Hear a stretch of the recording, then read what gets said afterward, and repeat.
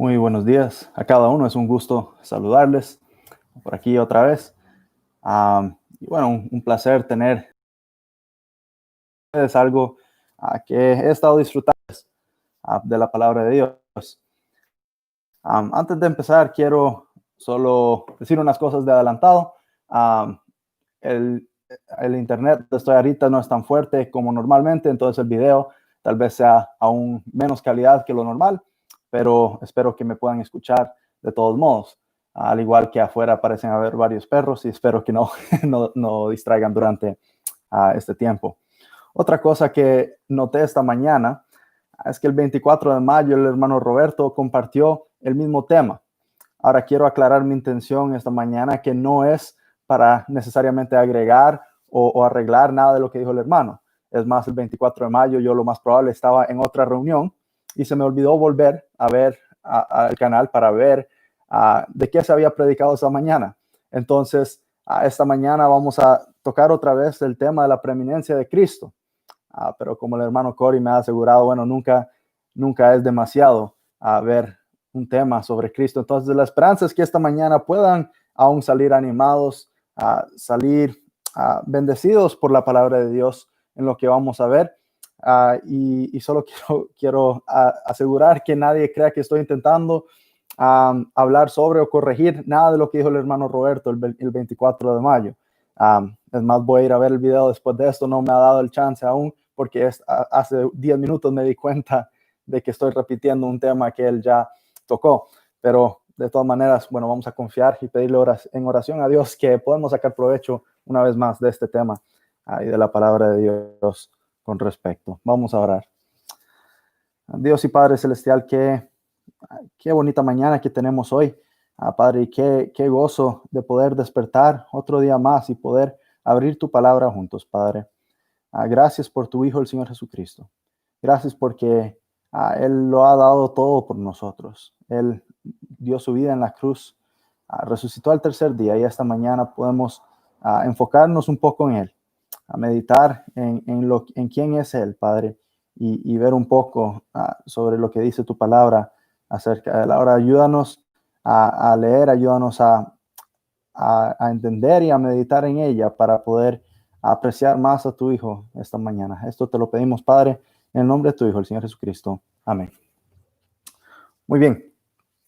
La preeminencia de Cristo. ¿Qué es la palabra? ¿Qué significa la palabra preeminencia? Pues en sí significa algo que sobrepasa toda otra cosa, algo que es superior a toda otra cosa, superior a todo lo demás. Y creo que no hay duda que en el mundo el nombre de Jesús es uno de los nombres, sino el nombre más conocido y sobresaliente en todo el mundo. Día y noche escuchamos, bueno, sabemos que hay personas cantando alabanzas y adoración al nombre de Jesús, saliendo de labios cuyas personas, las personas han sido salvas por la gracia, por el gran sacrificio de Jesús, personas que han sido tocados, cuyo corazón ha sido completamente cambiado por el Señor Jesús.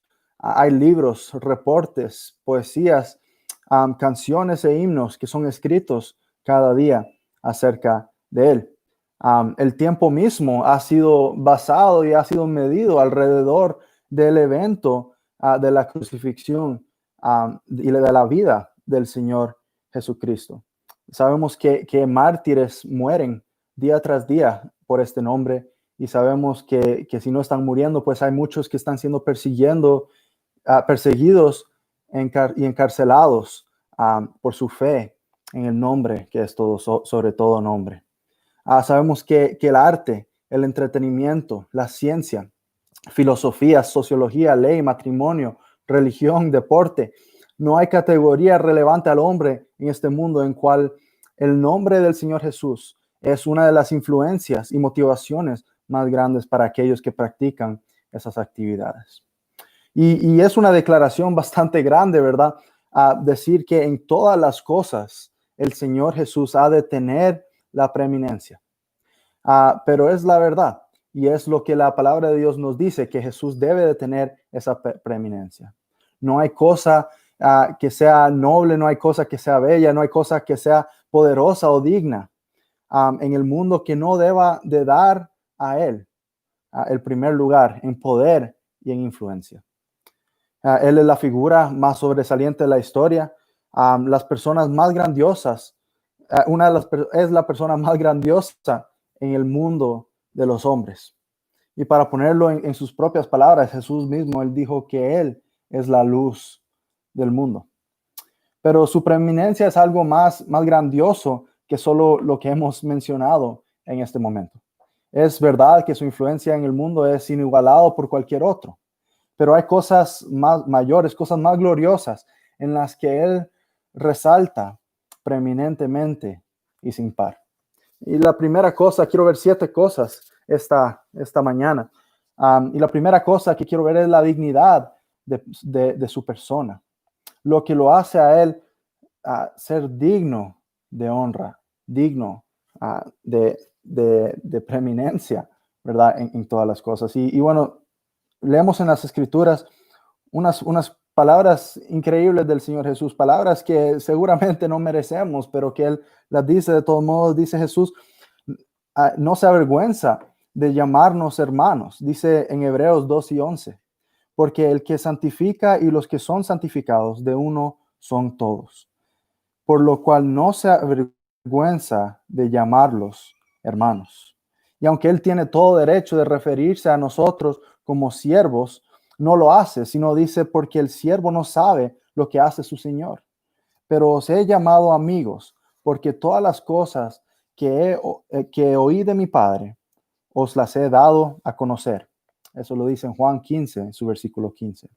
Pero aún así, aun que Él nos llame hermanos, que nos llame amigos, no hay ningún otro hombre que pueda decir que ese hombre es Dios y a la vez hombre. Solamente Cristo pudo decir que Él es Dios y que Él era hombre. Esta era una de las grandes maravillas de los propósitos de Dios para con nosotros. Dice en 1:16, indiscutiblemente grande es el misterio de la piedad.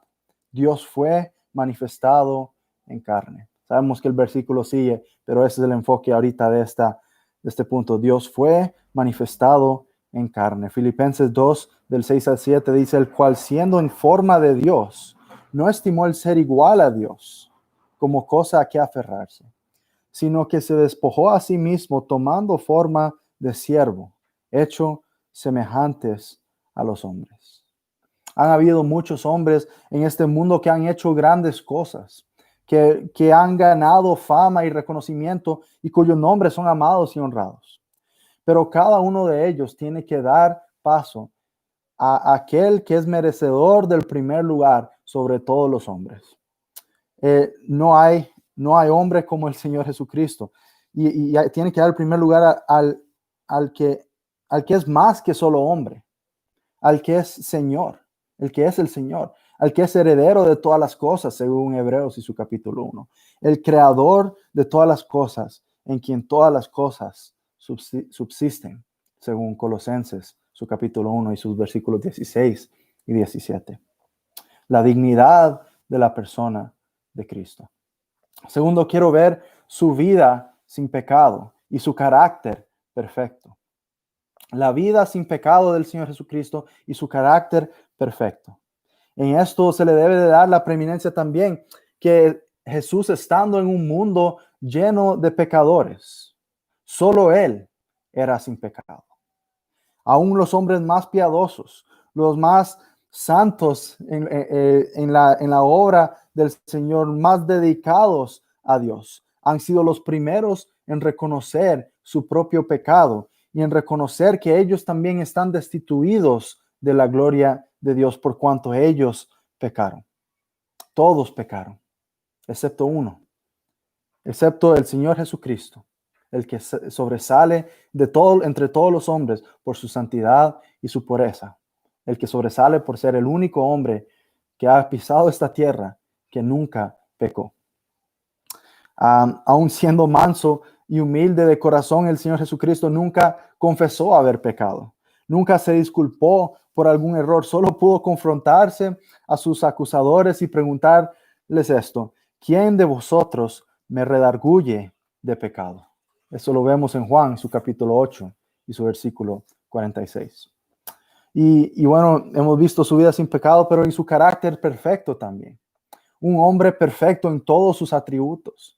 No como los hombres que bueno, cuando empezamos a caracterizar los hombres y a ver un hombre comparado a otro, empezamos a ver cuál atributo de los hombres sobresale más que los otros. Este hombre es mejor en esta categoría. Este hombre es más bueno para hacer estas cosas. Pero el Señor Jesucristo estaba perfectamente balanceado en todos sus atributos. Su carácter estaba perfectamente balanceado. Alguien describió su carácter de esta manera y me gustó y quiero compartir esta imagen con ustedes porque me gustó bastante. Pero dijo así: si tomas todos los colores del arco iris y los mezclas con proporciones balanceadas, lo que crean todos los colores es una luz blanca. O cuando tomas una luz blanca y la pasas a través de una prisma, de un tipo de cristal, y ese color blanco, esa luz blanca se separa para dar a conocer todos sus componentes. Se reparte en todos los colores. Tal que en Cristo todos sus atributos están tan perfectamente proporcionados que en Él no sobresale uno más que el otro. No decimos que es más misericordioso que amoroso. No decimos que es más sabio que misericordioso. No los comparamos. Él es perfectamente todas esas cosas. Todos se unen para formar un blanco perfecto, una luz blanca perfecta. Y en eso vemos la belleza de su santidad, dice el escritor. Perfectamente manso, perfectamente humilde, perfectamente justo, perfectamente misericordioso, perfectamente amoroso. Y pudiéramos seguir describiendo los componentes que forman su carácter perfecto. Preeminente en su vida sin pecado y en su carácter perfecto, más superior que todos los hombres que existen, que ha pisado este planeta. Tercero, quiero ver la nobleza de su muerte. Muchos hombres han muerto con propósitos nobles. Han dado su vida por grandes causas y en memoria de esos hombres, la memoria de esos hombres es precioso en este mundo. Hay días dedicados a los hombres que han dado su vida por sus países, por causas más grandes que ellos mismos, sean soldados, sean misioneros o sean personas que pelearon por aquellas personas que no pudieron pelear por sí mismos. Pero ¿a quién comparamos? ¿A quién podemos comparar? A la muerte del Señor Jesucristo sobre el monte del Calvario. Ninguna otra muerte puede compararse a esa.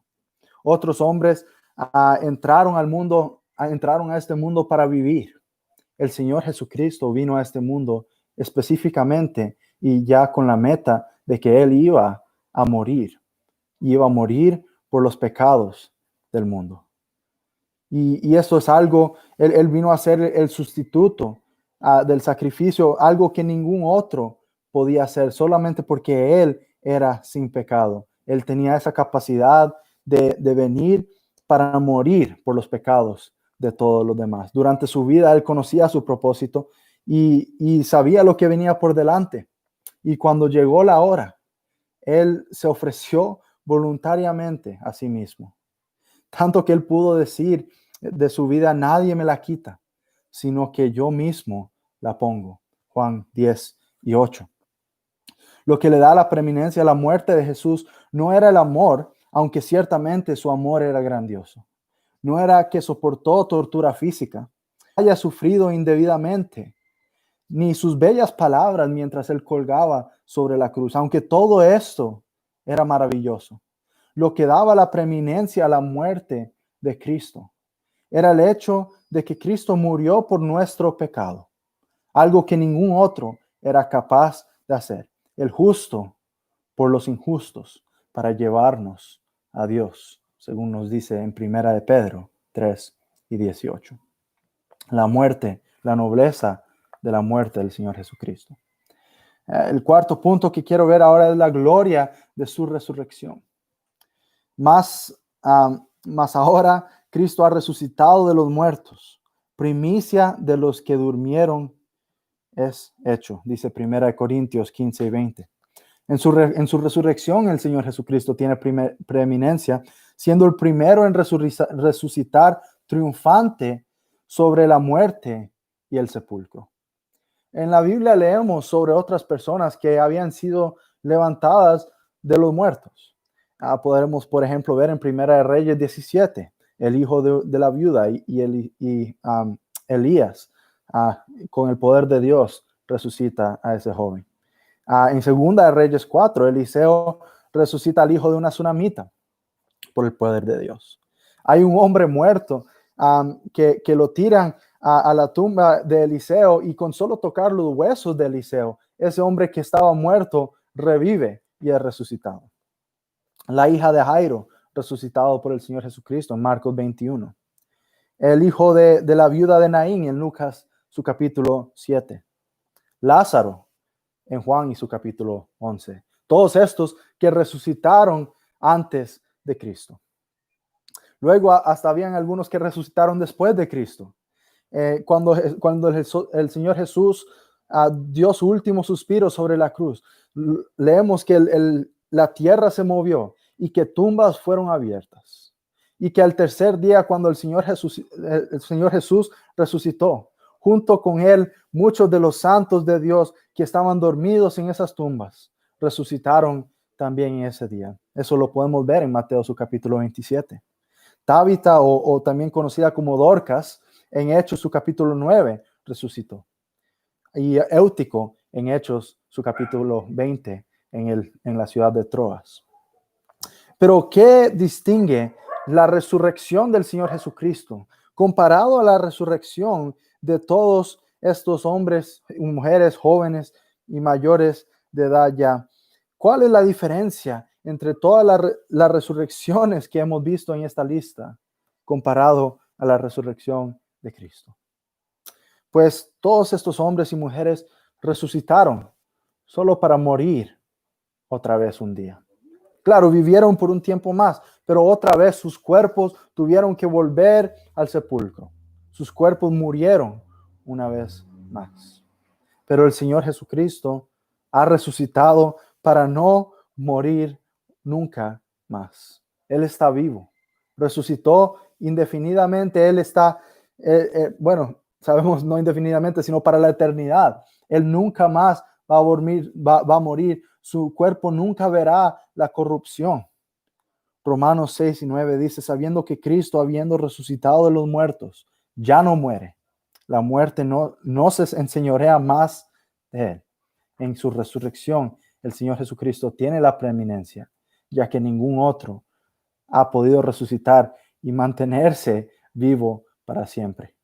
Y además, el Señor Jesús ya tiene ese poder sobre la muerte. Él tiene señorío sobre la muerte. La muerte no se enseñorea sobre él. El quinto punto que quiero ver es la pureza de las enseñanzas del Señor Jesucristo. Y creo que el hermano Roberto estaba hablando un poco de esto también. Pero hemos visto muchos maestros alrededor del mundo, muchos maestros durante toda la historia. Muchos que enseñan en este mundo, pero nunca alguno cuyas enseñanzas fueran perfectas. Nunca había alguno. Pero aquí el Señor Jesús también tiene la preeminencia, ya que ninguna palabra que el Señor Jesús haya salido de la boca del Señor Jesús puede ser acusada de ser falsa. Ninguna palabra puede ser acusada de ser débil o débil en expresión o no confiable. Cada palabra que salía de su boca tenía autoridad. Juan 1 y 17 nos dice, pues la ley por medio de Moisés fue dada, pero la gracia y la verdad vinieron por medio de Jesucristo. Nunca dijo sin querer o por accidente algo. Nunca expresó incertidumbre en su hablar. Nunca dijo nada cruel o injusto. En ninguna otra persona o ninguna otra escritura encontramos palabras tan poderosas y capaces de crear convicción como las palabras del Señor Jesucristo.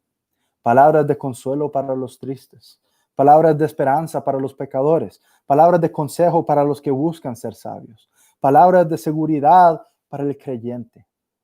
Pudiera buscar por todos los libros alrededor del mundo, todos los libros guardados en todas las bibliotecas de la historia, pero nunca encontraríamos enseñanza que se compare a la enseñanza y las palabras del Señor Jesús. Sus enseñanzas, sus palabras tienen preeminencia sobre toda otra enseñanza alrededor del mundo y a través de la historia. El sexto punto es la maravilla de la salvación del Señor Jesucristo. Es similar tal vez a su muerte, pero no estamos viendo su muerte en ese momento, estamos viendo el hecho de que Él pudo tratar con el problema del pecado. Fue dicho en el nacimiento del Señor Jesucristo en Mateo, su capítulo 1 y su versículo 21, dice, Él salvará a su pueblo de sus pecados. ¿Cuál otro hombre en algún momento propuso salvar a otro de sus pecados? Solamente el Señor Jesucristo. No es posible por otro hombre. Ningún otro hombre tenía esa capacidad. Pero lo que fue dicho por Jesús fue verdad. De Jesús fue verdad. ¿Qué madre no daría su vida por su hijo si supiera que traería a su hijo de vuelta a un camino de pureza, a un camino de piedad, en la seguridad de la salvación de Dios? ¿Qué padre no trabajaría toda su vida, pagaría hasta el último centavo de lo que tenía guardado para comprar la salvación de algún hijo si fuera posible? Tenemos profesiones dedicadas a salvar vidas. Un salvavidas que se sienta asegurándose de que nadie se está ahogando y listo para ir y salvar la vida de ahogarse si es necesario.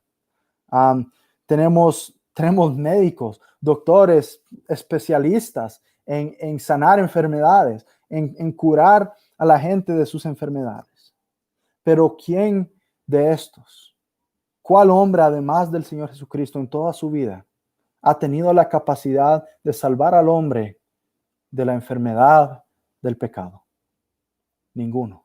Ningún hombre jamás, además del Señor Jesucristo, ha tenido la potestad para perdonar o quitar o borrar los pecados de los hombres. Solo uno ha podido verdaderamente decir al creyente, tu fe te ha salvado, ve en paz.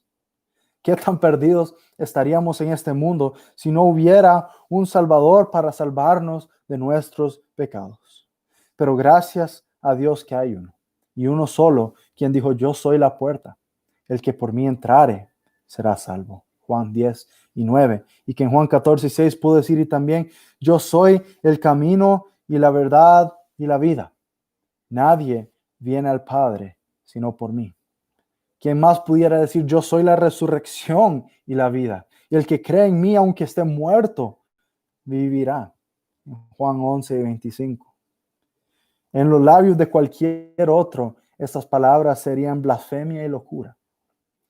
Pero en los labios de Jesús eran verdad. Verdad y algo imposible para cualquier otro. Había uno que podía decir estas palabras con toda sinceridad y verdad, y a él es debido la preeminencia, la maravilla de su salvación. El último punto que quiero tocar aquí, y tal vez el que más se le atribuye la preeminencia a Cristo porque es el que más está asociado por el versículo mismo, ¿verdad? Pero mientras Jesús aún estaba en este mundo, él decía, edificaré mi iglesia. Se lo dijo a Pedro en Mateo 16:18. Él sabía que su iglesia se enfrentaría a oposición, se enfrentaría a tormentas, sería perseguida y odiada por los hombres, pero que perseveraría y se esparciría a toda esquina de la tierra, creando un cuerpo espiritual formado por innumerables miembros, del cual Él sería la cabeza. Una iglesia en la cual su Espíritu Santo, quien Él iba a enviar, moraría como en un templo, santificándola y guiándola en este mundo. Una compañía de gente redimida y salvada de toda nación y de toda lengua, teniendo comunión los unos con los otros, confesando y adorando su nombre, el nombre que es sobre todo nombre. Y solo voy a terminar con el pasaje en Colosenses, su capítulo 1, su versículo 15 al 18, hablando de su gloria como cabeza de la iglesia. Colosenses 1, 15 al 18 dice: Él es la imagen del Dios invisible, el primogénito de toda creación, porque en Él fueron creadas todas las cosas, las que hay en los cielos y las que hay en la tierra, visibles e invisibles, sean tronos, sean dominios, sean principados, sean potestades. Todo fue creado por medio de Él y para Él. Y Él es antes de todas las cosas, y todas las cosas en Él subsisten. Y Él es la cabeza del cuerpo, que es la iglesia, el que es el principio, el primogénito de entre los muertos, para quien todo tenga la preeminencia. Vamos a orar. Dios y Padre Celestial, gracias por esta palabra, gracias por tu palabra. Gracias porque en ella podemos ver la imagen, las características, la persona de Cristo. Y aunque siendo Dios es imposible para la mente humana comprender y entender completamente todo aspecto de ti y de tu Hijo. Gracias porque tú nos das al menos estos detalles para que podamos entenderlo un poco más, y lo pones de una manera en que nosotros podemos entenderlo con nuestra mente finita. Y Padre, creo que somos culpables de no siempre estarle dando la preeminencia al Señor Jesucristo en todas nuestras actividades o en todo aspecto de nuestra vida. Pero damos gracias que tú lo has puesto sobre toda cosa. Y aunque nosotros a veces olvidemos en atribuirle esa preeminencia, Él, sin necesidad de que lo hagamos nosotros, Él ya es preeminente en todas las cosas. Ayúdanos a meditar en esto, a apreciar a tu Hijo de la manera que es debida, a darle toda la honra y toda la gloria que le es merecida por medio de nuestras vidas, y sobre todas las cosas, darle a Él la preeminencia. Gracias por tu palabra, gracias porque podemos leerla en tanta paz en este país, sin el temor de ser perseguidos, y compartirla libremente también, Padre. Gracias por este medio que has hecho para nosotros poder compartir a pesar de la situación mundial en la que estamos, y pedimos tu bendición sobre cada uno esta mañana. Todo esto te lo pedimos en el nombre santo de tu Hijo, el Señor Jesucristo. Amén. Bueno, muchas gracias, hermanos, y espero que haya sido de bendición. Y espero que no haya sido mucha repetición, pero si había una repetición, pues damos gloria a Dios, porque sabemos que las cosas que oímos más de una vez por palabra de Dios son cosas a las cuales tenemos que poner mucha atención. Así que espero esta mañana que puedan meditar una vez más en la preeminencia de Cristo, y que sea bendición a cada uno. Que el Señor los bendiga y que tengan muy buen día. Gracias.